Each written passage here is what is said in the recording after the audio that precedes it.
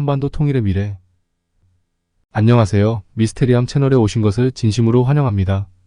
오늘은 2025년에 남북한이 통일될 것이라는 예언과 그로 인한 한반도의 평화와 번영에 대해 이야기해 보겠습니다.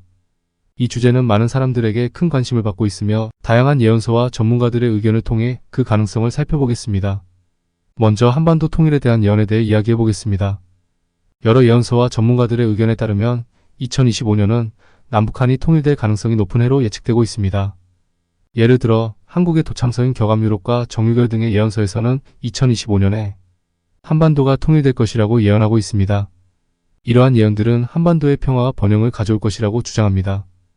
또한 미국의 국가정보위원회 NIC에서 발표한 글로벌 트렌드 2025 보고서에서도 2025년쯤 남북한이 단일국가나 느슨한 연방 형태로 통일될 가능성이 있다고 예측하고 있습니다. 이 보고서는 북한의 핵폐기 문제는 여전히 불확실하게 남아있을 것으로 예상하지만 통일된 한반도가 국제사회에서 중요한 역할을 할 것이라고 전망하고 있습니다. 이러한 예언과 전망이 현실화된다면 한반도는 평화와 번영의 새로운 시대를 맞이할 것입니다.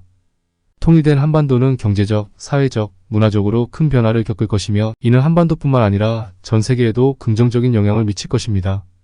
통일된 한반도는 국제사회에서 중요한 역할을 하며 평화와 협력의 상징이 될 것입니다. 다음으로 한반도 통일과 관련된 실질적인 증거와 사건들을 살펴보겠습니다. 최근 몇 년간 남북한 간의 관계는 점차 개선되고 있으며 이는 통일 가능성을 높이는 중요한 요소로 작용하고 있습니다. 예를 들어 2018년 남북 정상회담에서는 판문점 선언을 통해 한반도의 평화와 번영을 위한 협력을 약속하였습니다. 이 선언은 남북한 간의 긴장 완화와 협력 증진을 위한 중요한 발걸음이었습니다. 또한 2019년에는 북한의 김정은 위원장과 미국의 도널드 트럼프 대통령이 판문점에서 회담을 가졌습니다. 이 회담은 북한의 비핵화와 한반도의 평화를 위한 중요한 논의가 이루어진 자리였습니다. 이러한 회담들은 한반도 통일을 위한 국제적인 협력과 지원이 이루어지고 있음을 보여주는 중요한 사례입니다. 한반도 통일이 이루어진다면 경제적 측면에서도 큰 변화가 있을 것입니다.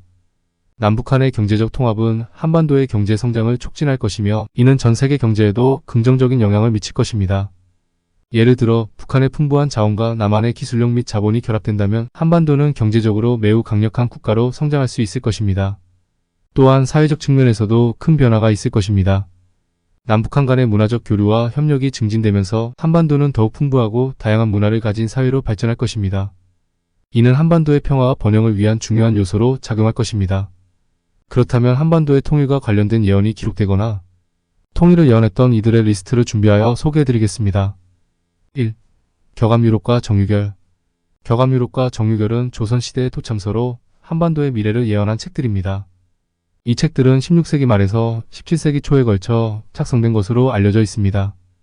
격암유럽에서는 청룡이 나타나고 백호가 사라지면 한반도에 큰 변화가 있을 것이다 라는 예언이 있습니다. 이는 한반도의 통일을 암시하는 것으로 해석되기도 합니다. 2. 김일부. 김일부는 조선 말기의 예언가로 그의 저서 정역에서 한반도의 미래를 예언했습니다. 그는 6.6, 7.7에 해방되고 3.3, 4.4에 통일된다는 예언을 남겼습니다. 여기서 6.6은 일제강점기 36년을, 7.7은 해방일을 의미하며 3.3과 4.4는 통일 시기를 암시하는 것으로 해석됩니다. 3. 타너스님. 타너스님은 20세기의 불교 예언가로 한반도의 통일을 예언했습니다. 그는 2019년에서 2025년 사이에 한반도에 큰 변화가 있을 것이며 통일이 이루어질 것이다 라고 예언했습니다. 또한 한반도 통일이 올 때에는 캄캄한 전체주의가 한반도를 100일간 엄습할 것이다 라는 예언도 남겼습니다. 4. 미국 국가정보위원회. 미국 국가정보위원회 NIC는 2008년에 발표한 글로벌 트렌드 2025 보고서에서 한반도의 통일 가능성을 예측했습니다. 이 보고서에서는 2025년쯤 남북한이 단일국가나 느슨한 연방 형태로 통일될 가능성이 있다고 전망했습니다.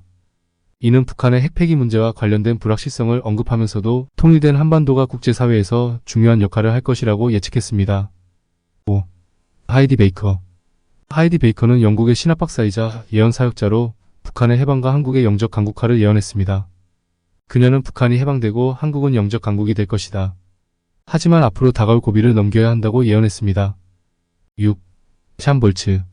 샴볼츠는 미국의 예언사역자로 천사의 방문을 통해 북한의 미래를 예언받았다고 주장했습니다. 그는 이제 우리 세대의 휴전선이 사라질 것이다. 하나님께서 남한의 경제에 영을 주실 계획이며 많은 나라가 한국을 경제 파트너로 삼기 원할 것이다 라고 예언했습니다. 7. 조지 아담스키. 조지 아담스키는 미국의 UFO 연구가이자 예언가로 한반도의 통일을 예언했습니다. 그는 한반도는 통일될 것이며 이는 전 세계에 큰 영향을 미칠 것이다 라고 주장했습니다. 그의 예언은 외계인과의 접촉을 통해 얻은 정보라고 합니다. 8. 몰래 접근하는 늑대. 몰래 접근하는 늑대는 아파치족 주수사로 한반도의 통일을 예언했습니다. 그는 한반도는 통일될 것이며 이는 전 세계의 평화와 번영을 가져올 것이다 라고 예언했습니다. 9. 에드가 케이시. 에드가 케이시는 미국의 예언가로 한반도의 통일을 예언했습니다. 그는 한반도는 통일될 것이며 이는 전 세계에 큰 변화를 가져올 것이다 라고 예언했습니다. 그의 예언은 주로 트랜스 상태에서 얻은 정보라고 합니다. 10. 노스트라다무스. 노스트라다무스는 프랑스의 예언가로 그의 예언서에서 한반도의 통일을 암시하는 구절이 있다고 해석되기도 합니다. 그는 동방에서 큰 변화가 일어날 것이며 이는 전 세계에 영향을 미칠 것이다 라고 예언했습니다.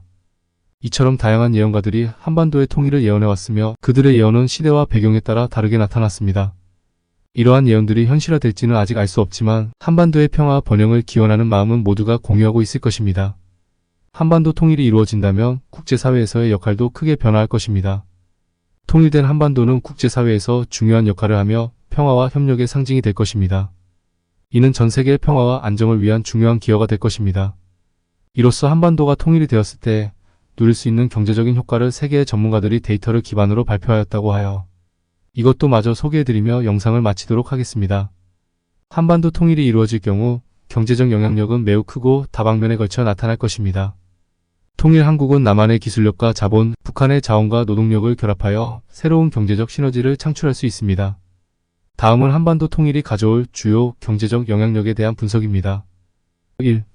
경제 성장과 투자 유치. 통일 한국은 남북한의 경제적 통합을 통해 새로운 성장 모멘텀을 얻을 수 있습니다. 남한의 선진 기술과 자본이 북한의 풍부한 자원과 저렴한 노동력과 결합되면 경제 성장이 가속화될 것입니다. 또한 통일 후 안정된 정치적 환경은 해외 투자자들에게 매력적인 투자처로 작용할 것입니다.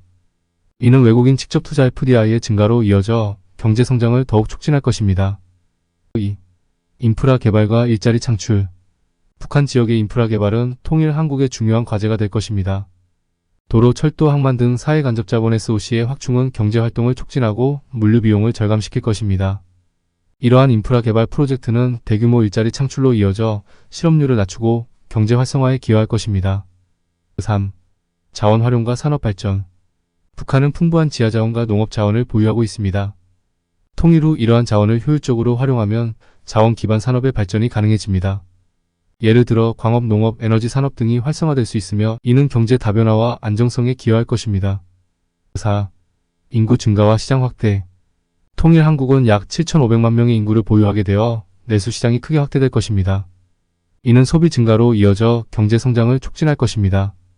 또한 인구 증가로 인한 노동력의 확대는 생산성을 높이고 경제 활동을 더욱 활발하게 만들 것입니다. 5. 국제 경제적 영향력 강화. 통일 한국은 동북아시아에서 중요한 경제적 역할을 할 수 있습니다. 통일 후 한국은 유라시아 대륙과의 경제적 연결성을 강화하여 유라시아 경제권의 중심지로 부상할 수 있습니다. 이는 한국의 국제적 경제적 영향력을 강화하고 글로벌 경제에서의 입지를 높이는 데 기여할 것입니다. 6. 통일 비용과 경제적 편익. 물론 통일에는 상당한 비용이 수반될 것입니다. 인프라 개발, 경제 통합, 사회적 통합 등에 필요한 재원 조달이 큰 과제가 될 것입니다. 그러나 장기적으로 볼 때 통일로 인한 경제적 편익은 이러한 비용을 상쇄하고도 남을 것입니다. 통일 한국은 경제적 잠재력을 최대한 발휘하여 안정적이고 지속 가능한 성장을 이룰 수 있을 것입니다. 한반도 통일은 경제적 측면에서 큰 도전이자 기회입니다. 통일 한국은 남북한의 경제적 자원을 효율적으로 결합하여 새로운 성장 동력을 창출할 수 있습니다. 이를 통해 통일 한국은 동북아시아와 글로벌 경제에서 중요한 역할을 할 수 있을 것입니다. 오늘의 영상을 어떻게 보셨나요? 좀 더 유익하고 재미있는 미스테리를 준비하여 돌아오겠습니다. 지금까지 미스테리함이었습니다. 감사합니다.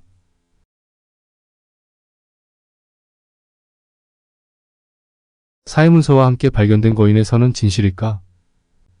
안녕하세요. 미스테리함 채널에 오신 것을 진심으로 환영합니다. 오늘의 주제는 사회문서와 함께 발견된 거인의 선은 진실일까? 라는 주제로 영상을 준비하였으니 재미있게 시청하시길 바라며 바로 시작하겠습니다. 성경 속 네피림은 우리가 흔히 알고 있는 거인을 뜻합니다. 사회문서와 함께 발견되었다는 거인에서 여기에서 말하는 네피림은 유난히 키가 크고 강력하여 지구의 혼란과 파괴를 일으켰다고 합니다. 아직도 세계 각지에서 발굴되고 있는 거인의 흔적들에 대해 많은 논쟁거리가 되고 있음에도 명확하게 밝혀진 것은 없습니다. 혹자는 종교 문제로 인해 인정하지 않는다는 설과 호기심을 유발하려는 자들의 쇼일 뿐이라고 치부하기도 합니다. 그러나 성경 속에서는 거인, 즉 네피림이 실존했다고 말하고 있습니다. 오늘은 전설로만 여겼던 거인족에 대해 소개하겠습니다. 네피림 곧 거인족은 구약 성서의 창세기, 민수기, 신명기 등에 등장하는 거인 종족입니다. 네피림이라는 말은 히브리어에서 떨어지다라는 뜻을 나타내는 나팔에서 유래된 것으로 추정됩니다. 성서의 번역본에 따라 나팔족이나 느빌림이라고 표기되어 있습니다. 이는 모두가 네피림 쪽을 뜻합니다. 창세기 6장 4절에는 세상에는 네피림이라는 거인족이 있는데 그들은 신의 아들들과 사람의 딸들 사이에서 태어난 자들로 옛날부터 이름난 장사들이 있다고 기록되어 있습니다. 그리고 민수기 13장 33절에는 가나안을 정찰하고 돌아온 이스라엘 부대가 그곳에서 네피림 종족을 보았으며 아낙 자손들은 그들에게서 비롯되었다는 말을 퍼뜨렸다고 적혀 있습니다. 민수기는 그들이 보기에는 이스라엘 사람들이 메뚜기처럼 보였을 것이라며 그들의 거대함에 대한 느낌을 자세하게 표현하고 있습니다. 신명기 1장 28절에서는 이스라엘인들이 아모리의 산악지대로 들어가기를 두려워하며 그곳 주민들은 자신들보다 훨씬 키가 크고 숫자도 많으며 벽도 높고 아낙의 후손들도 있다고 말했다는 내용이 전해집니다. 한편 네피림은 구약성서 이외에도 위경이나 외경으로 여겨지는 신현서, 에녹서 등에도 등장합니다. 신현서 7장 21절에서 23절에는 거인과 사람의 딸 사이에서 네피림이 태어났으며 그들은 불화하여 서로 싸우고 죽였다는 내용이 전해집니다. 에녹서 7장에는 지상으로 내려온 천사들과 인간의 딸들 사이에서 네피림이 태어났다고 합니다. 높은 만큼이나 커다란 덩치를 가진 그들은 인간들이 가진 모든 것을 먹어 치웠습니다. 인간들이 더 이상 그들을 부양할 수 없게 되자 그들은 인간을 비롯해 새와 짐승, 물고기 등을 잡아먹어 죄를 짓기 시작했고 서로 싸우며 죽이다가 멸망해버렸다고 합니다. 이렇게 성경 속에는 다양하게 기록되어 있습니다. 지난 1976년 터키 남동부 쿠르드 지역에서는 신장 2.7m에서 3m에 이르는 거인의 꼴이 발견되었습니다. 이는 미국 스미스소니언 박물관 고고학자들이 고대 유적을 발굴하다 우연히 발견한 것으로 발견지 성에서 요르단 서쪽 가나안에 유적이 있는 곳으로 많은 화제를 모았습니다. 사람들은 이를 근거로 이 유골이 네피림일 수도 있다고 믿기 시작했습니다.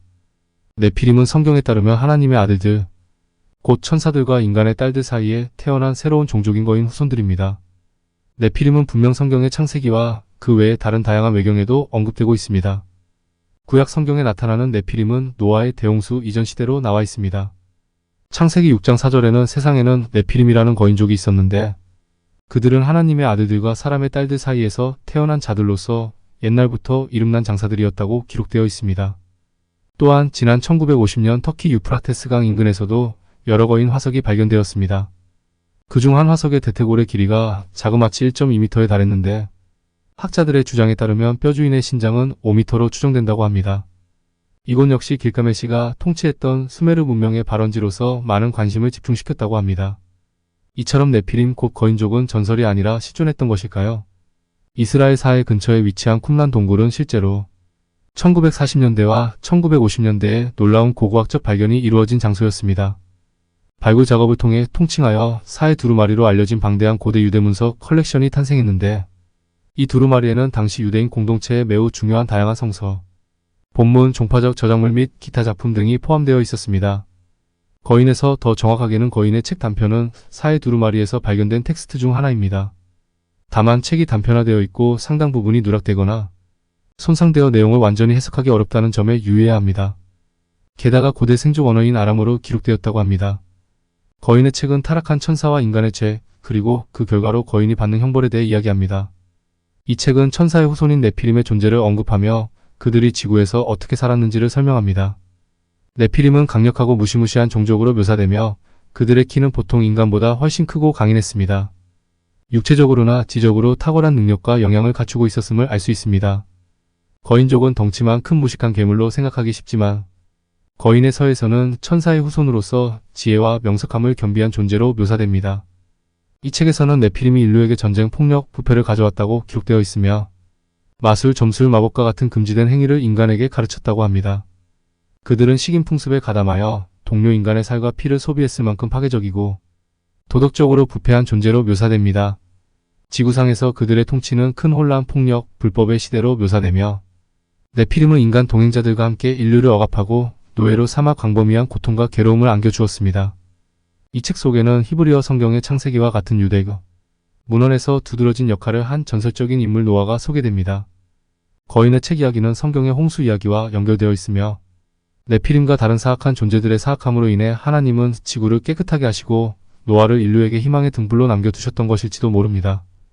거인에서는 사해문서와 함께 발견된 고대 문헌 중 하나로 네피림과 같은 거인족에 대한 이야기를 담고 있습니다. 이 문서의 진실 여부에 대해 아직까지도 전문가들은 다양한 평가를 내놓고 있습니다. 고고학자들과 역사학자들은 거인의 서가 고대 유대교 문헌의 일부로 당시 사람들의 신화와 전설을 반영하고 있다고 봅니다. 이 문서는 성경의 창세기와 에녹서 등 다른 고대 문헌과 내용이 일치하는 부분이 많아 고대 유대인들의 신앙과 세계관을 이해하는 데 중요한 자료로 여겨집니다. 그러나 과학적 관점에서 보면 네피림이나 거인족의 존재를 입증할 만한 고고학적 증거는 부족합니다. 일부 연구자들은 거인 유골이나 유물의 발견을 주장하지만 이러한 주장들은 대부분 신뢰할 만한 과학적 검증을 거치지 않았습니다. 예를 들어 미국의 스미소니언 박물관이 거인 유골을 은폐했다는 주장도 있지만 이는 음모론에 가깝다는 평가를 받고 있습니다. 또한 거인에서는 신화적 요소가 강하게 포함되어 있어 이를 문자 그대로 해석하기보다는 상징적이고 비유적인 의미로 이해해야 한다는 의견도 있습니다. 종교학자들은 이 문서가 고대인들의 도덕적 교훈이나 경고를 담고 있으며 당시 사회의 혼란과 부패를 반영하고 있다고 해석합니다. 결론적으로 거인에서는 고대 문헌으로서 역사적, 문화적 가치를 지니고 있지만 그 내용의 진실 여부에 대해서는 신중한 접근이 필요합니다. 과학적 증거가 부족한 상황에서 이 문서를 통해 고대인들의 신앙과 세계관을 이해하는 것이 중요합니다. 이렇게 사해 문서와 함께 발견된 거인에서는 고대 유대 역사의 풍부한 테피스트리를 보여주며 신화와 신학, 그리고 잃어버린 역사 사이의 상호작용에 대한 더 깊은 이해를 제공합니다. 많은 연구가 뒷받침되어야 할 것입니다. 그런데 사실 이성적으로는 도저히 이해가 가지 않는 것은 사실입니다. 신들의 덩치가 거인들이었다면 조그마한 인간과 과연 관계가 성립될 수 있었을까 였으며 행여 어쩌다 그렇다 쳐도 인간의 특히 여성의 몸으로 거인족의 아이를 임신하고 잉태할 수 있었을까 하는 의구심이 드는 것은 어쩔 수 없는 것 같습니다. 태아가 아무리 작다고 해도 거인족의 씨앗이라면 적어도 인간의 태아와는 비교조차 되지 않을 테니까요. 제가 너무 심오하게 파고들었나 하는 생각도 하면서 영상을 마무리 짓도록 하겠습니다. 오늘의 영상을 재미있게 시청하셨길 바라며 다음 영상에서도 더 재밌고 유익한 미스테리로 찾아뵙겠습니다. 지금까지 미스테리함이었습니다. 감사합니다.